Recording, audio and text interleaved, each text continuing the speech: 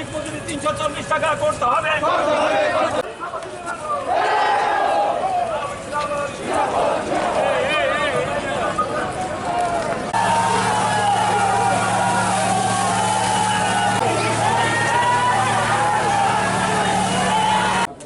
আপনারা আজকে শ্রমজীবীদের 11 দফা দাবিকে সামনে রেখে আন্দোলন সংগঠিত করা হয়েছে।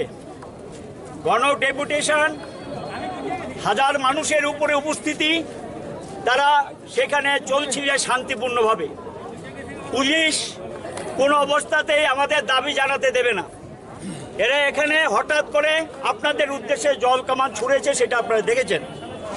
বিজেপি গোটা দেশে এটা করছে, আমাদের রাজ্য এটা করছে।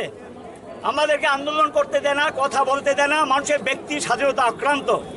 একটা জঙ্গলের রাজত্ব কায়েম করেছে, গণতন্ত্রের কবর দিয়েছে, সংসদীয় রাজনীতির কবর দিয়েছে এবং অগণতান্ত্রিকভাবে পার্লামেন্ট, বিধানসভাকে কলঙ্কিত করে একটার পর একটা কালো আইন তারা পাশ করিয়ে নিচ্ছেন।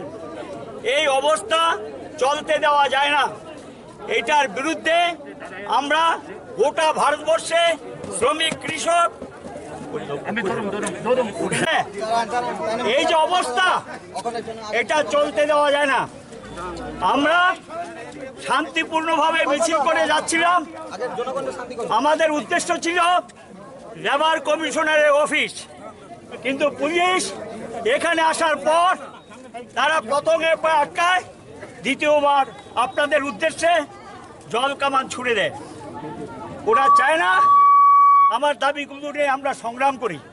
অগণতান্ত্রিক পদ্ধতিতে এই জল কামান ছুঁড়েছেন, ধাক্কাধাক্কি করেছেন, কাউকে মারধর করেছেন। এটা বিজেপি সরকারের অভ্যাসে পরিণত হয়েছে। এটার বিরুদ্ধে একটা আন্দোলনের শেষ না, দীর্ঘস্থায়ী আমাদের আন্দোলন করতে হবে। কমরেড শঙ্কর দত্ত আপনাদের উদ্দেশ্যে কিছু বলবেন এখন।